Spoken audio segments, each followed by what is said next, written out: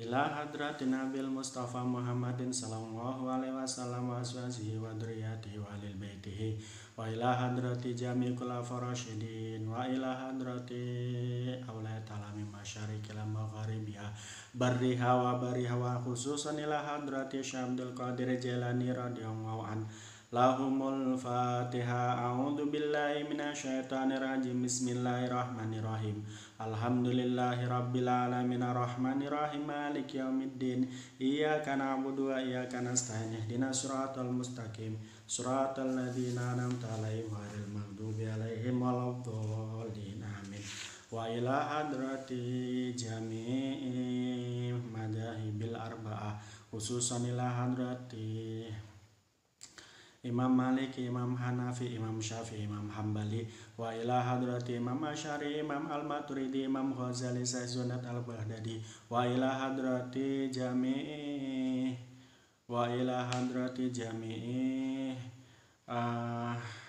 auliyati Safi Indonesia, khususan ila hadrati Syekh Muhammad Mbah Sunan Ampel, wa ila hadrati Imam Asy'ari, Imam Al-Maturidi, Imam Ghazali, Sayyidunat Al-Baghdadi, wa ila hadrati jami masa sisi tambak beras, khususan ila hadrati Mbah Abbas, Mbah Hamid, Mbah Fatah, Mbah Utsman, Mbah Salim, Mbah Siha, wa ila hadrati masa sisi Den Anyar, wa ila hadrati masa Tembu Ireng, wa ila hadrati masa si Al-Mimbar, wa ila hadrati masa si Rajo Sawana, khususan ila hadrati Syekh Muhammad Jamaluddin Ahmad Bure, Jamal Kekri Jamaluddin Ahmad ke Mustaqim ke Salahuddin ke Jalil, wa ila hadrati Lahumul Fatiha. A'udzu billahi minasyaitonir rajim. Bismillahirrahmanirrahim. Alhamdulillahi rabbil alamin arrahmanir rahim maliki yaumiddin. Iyyaka na'budu wa iyyaka nasta'in. Ihdinas siratal mustaqim. Siratal ladzina an'amta 'alaihim ghairil maghdubi 'alaihim waladdallin. Amin. Wa ila hadrati abi wa ummi wa jaddi wa jaddati wa ila hadrati aku ila hadrati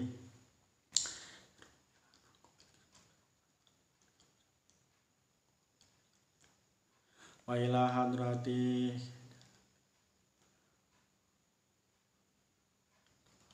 Lahumul Fatiha. A'udzu billahi minasyaitonir rajim. Bismillahirrahmanirrahim.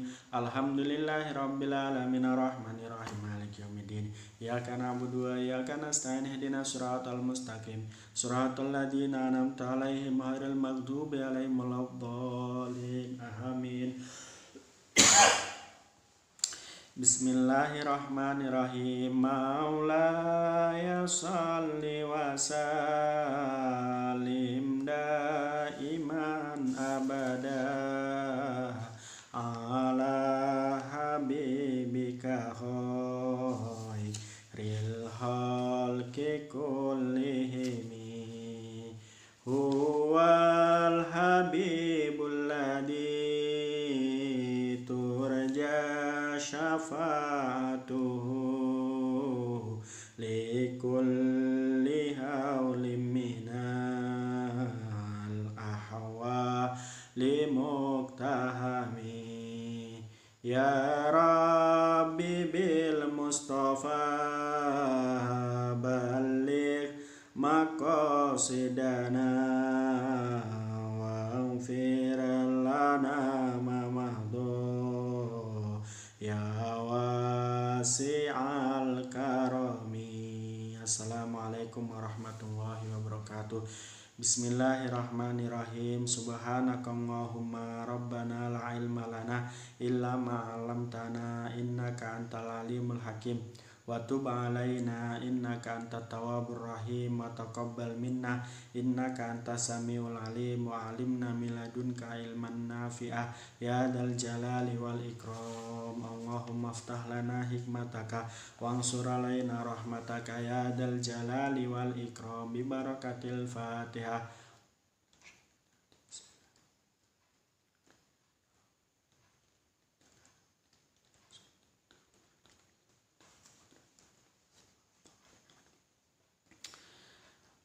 Assalamualaikum warahmatullahi wabarakatuh. Malam hari ini melanjutkan kajian pada kitab Bulughul Maram. Nanti kita akan bahas tentang kitabuz zakat. Karena setelah Ramadan nanti 1 Syawal itu kita diwajibkan untuk menunaikan zakat. Sebelum kita membahas tentang zakat, zakat menurut bahasa itu adalah membersihkan. Zakat menurut bahasa artinya membersihkan. Artinya apa yang kita zakati akan menjadi bersih ketika kita keluarkan hak zakatnya sesuai dengan kadar dan ketentuan zakatnya. Contoh kecilnya adalah zakat fitri atau zakat fitr itu. Ia akan menjadi pembersih bagi jiwa manusia yang memberikan zakat, dan ia akan menjadi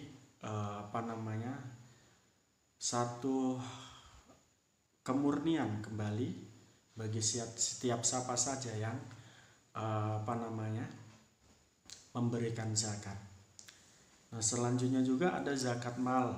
Berarti kita ketika mengeluarkan zakat mal, artinya kita sedang membersihkan apa yang bukan hak milik kita dari harta-harta kita. Ada zakat ghanimah.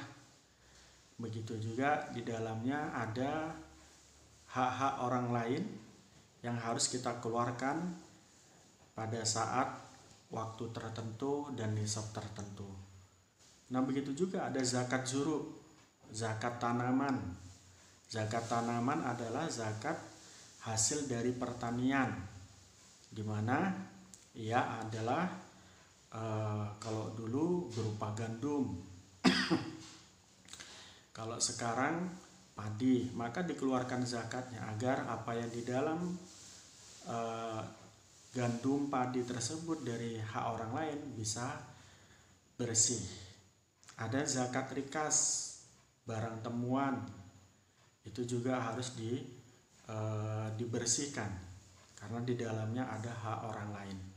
Inilah yang kemudian membedakan ya pandangan harta milik kita dalam ekonomi Islam dan ekonomi konvensional.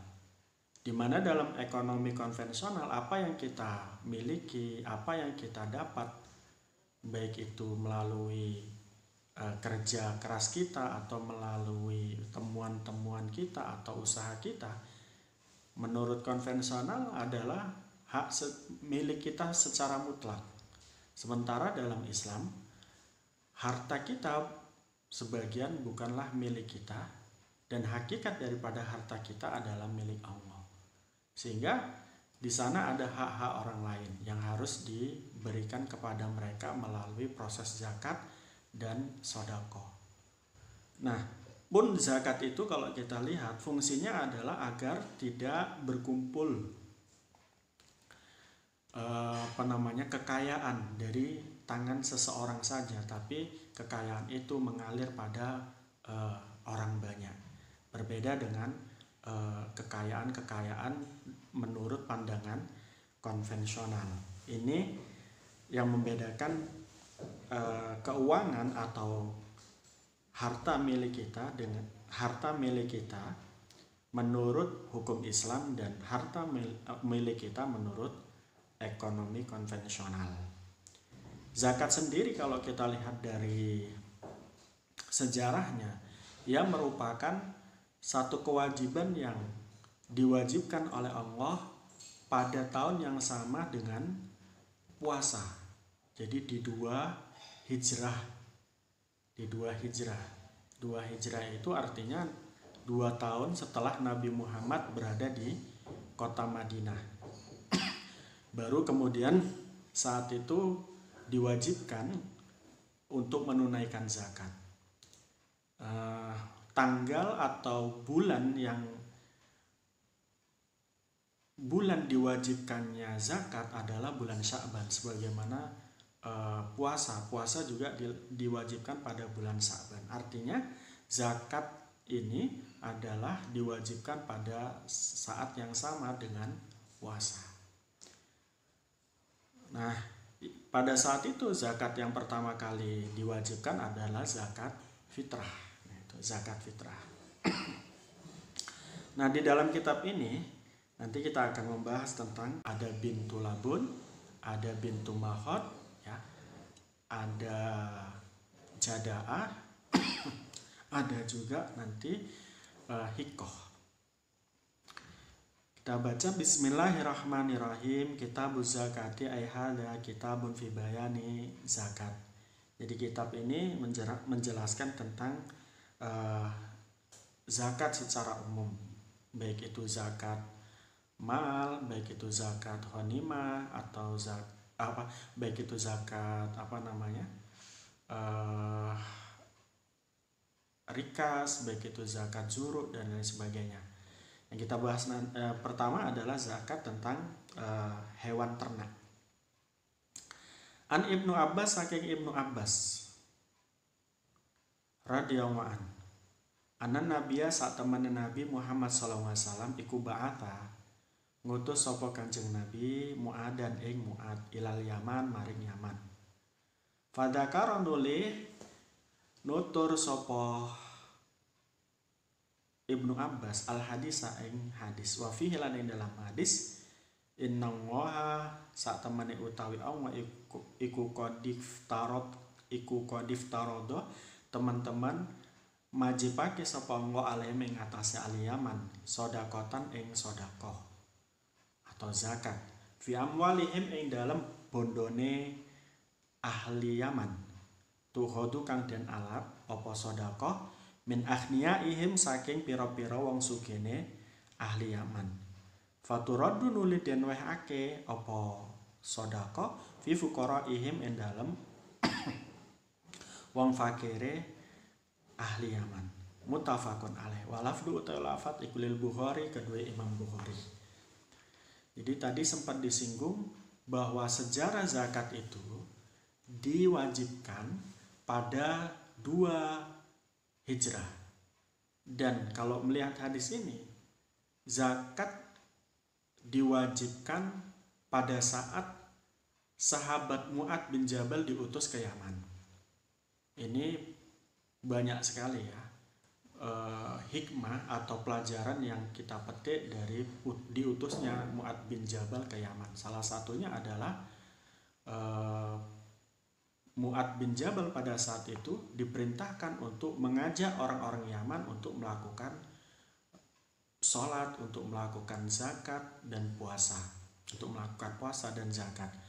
Nah, pada saat itu juga Mu'ad bin Jabal itu ketika diutus di Yaman oleh Nabi juga ditanya, yang kemudian pertanyaan Nabi ini menjadi satu pijakan atau fundamen daripada ijtihad.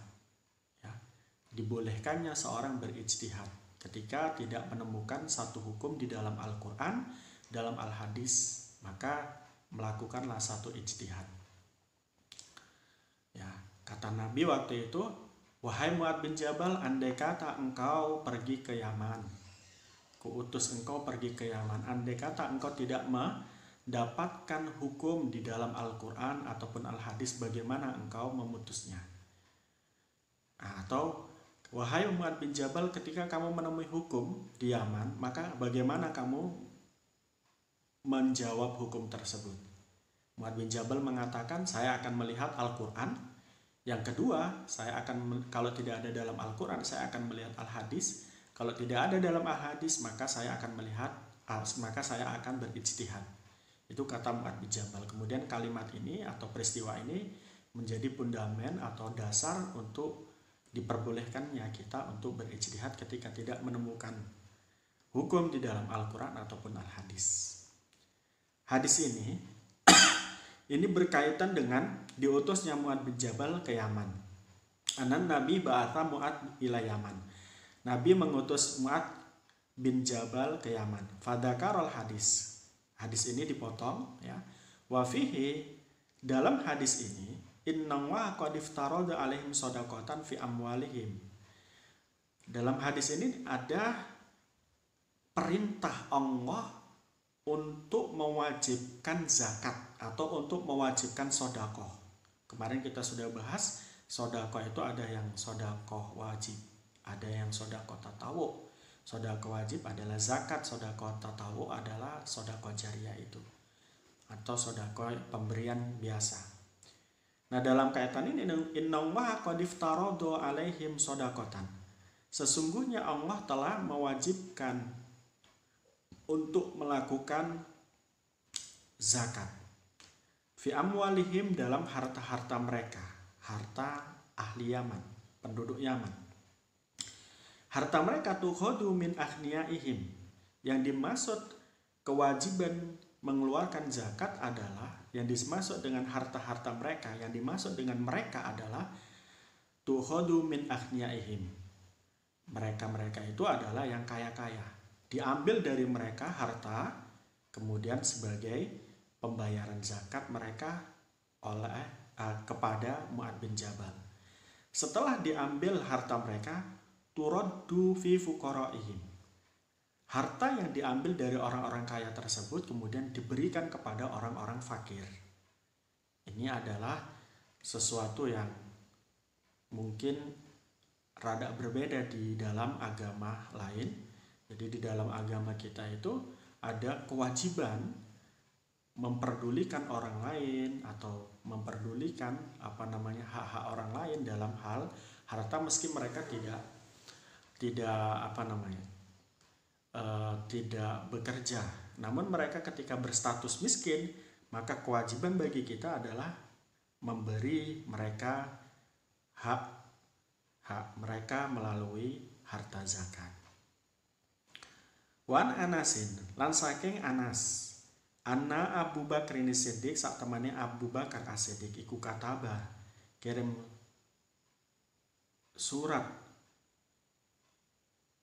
sapa Abu Bakar As-Siddiq lahu maring Anas. Hadihi utawi iki surat iku faridatu sodakoti, wajibake sodakoh, alati kang farodo kang marduake ha ing sodakoh sapa Rasulullah sallallahu alaihi wasallam alal muslimina ing atas wong muslim. Satu ketika Abu Bakar As-Siddiq menuliskan sebuah surat, yang surat ini diberikan kepada Anas. Isi surat tersebut adalah, di dalam surat tersebut ada ayat Al-Quran. Yang ayat Al-Quran itu insya Allah surat Al-Baqarah itu, yang menyebutkan kewajiban membayar zakat. Kemudian di dalam surat itu berbunyi, hadihi faridatus shadaqati allati faradaha Rasulullah sallallahu alaihi wasallam alal muslimin. Surat ini, surat Al-Quran ini adalah surat berkaitan dengan kewajiban melaksanakan zakat, sodakoh fardu, ya, yang difardukan atau yang diwajibkan oleh Nabi kepada kaum muslimin. Walati amarallahu biha rasulahu. Walati lan sodakoh amaro kang wis perintah sapa Allah biha kelawan alati rasulahu ing rasul Allah, di mana sodakoh ini telah diperintahkan oleh Allah kepada Rasul. Fi kulli arba'i wa ishrina minal ibili, iku ing dalam saben-saben 24 minal ibili saking unta. Fama mongko perkara dunaha sakurange arba wa ishrina al-khonamu utawi wedhus siji. Isi surat tersebut, kalau ada seseorang memiliki 24 onta, maka dikeluarkanlah darinya setiap kelipatan 5 dikeluarkanlah darinya kambing. Jadi kalau ada orang memiliki 24 onta, maka dikeluarkanlah berapa kambing itu kalau 55 lipatan 5 sekitar 4 ya, 4 kambing ya kan, 4 kambing. Fi kulli khamsin syatun, ini yang tadi saya katakan, setiap kelipatan 5 adalah kambing 1. Fa idza balagha khamsan wa isyrina ila khamsi wa salasina, dan apabila faida balaghat lan ing dalam nalikan itu mekoh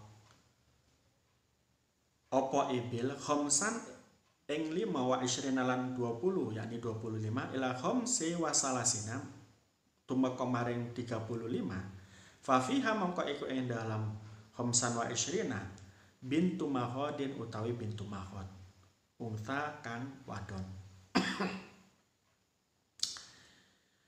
Zakat ibil dalam hadis ini disebutkan ia sudah masuk satu nisab ketika sudah berjumlah 5. Jadi seseorang yang sudah memiliki 5 onta, dia sudah wajib mengeluarkan zakat. Setiap 5 onta itu dia mengeluarkan 1 kambing. Nah, dalam kaitan tadi disinggung juga, kalau ada orang memiliki 24 onta, maka dia tetap masih mengeluarkan kambing. Bentuk zakatnya adalah yang dikeluarkan adalah kambing. Berbeda kalau seandainya sudah masuk 25 sampai 35. Kalau ada orang memiliki 25 onta, maka yang dikeluarkan 25 onta sampai 35 onta, maka yang dikeluarkan adalah bintu mahod, onta yang sudah berumur 3 tahun ya. Unta yang perempuan. Jadi begitu. Fa ilam takun fa labunin dakarun ya. Fa ilam takun mongko lamun ora ana apa bintu mahod, fa labunin mongko ibnu labun dakaron kang lanang ya. Kalau orang tersebut tidak memiliki bintu labun, onta yang berumur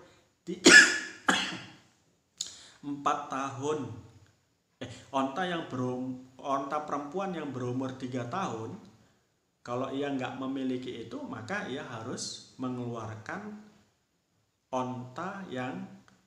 onta laki-laki yang berumur 3 tahun. Jadi kalau tidak punya onta perempuan yang 3 tahun, ya yang laki-laki yang umur 3 tahun. Itu kalau sudah memiliki onta 25 sampai 35. Faida balaghot lan ing dalem nalikane teka apa ibil sita wa talatin ing 36 ila khamsi wa arba'in maring tumeka 45 fa fiha bintu labunin, fa fiha mongko iku ing dalem sita wa salasin ila khamsati wa arba'in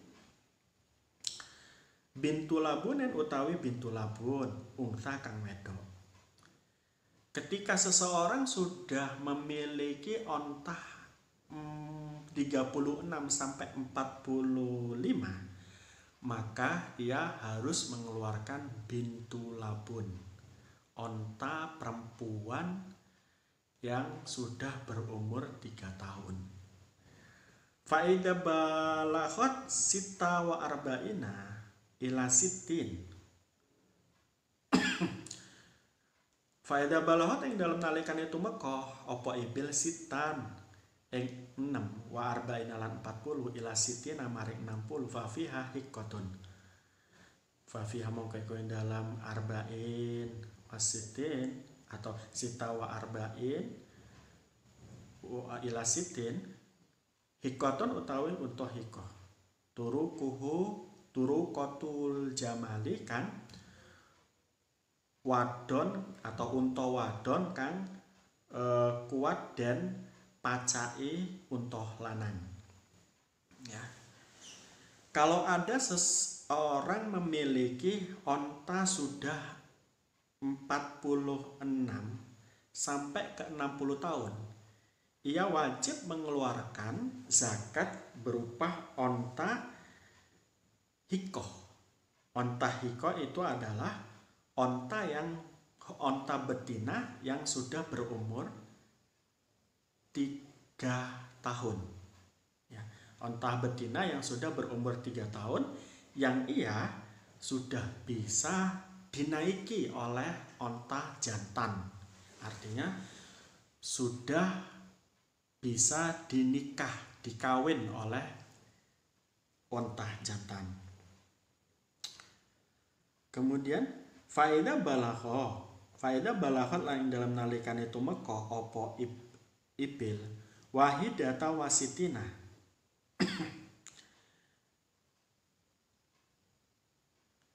ing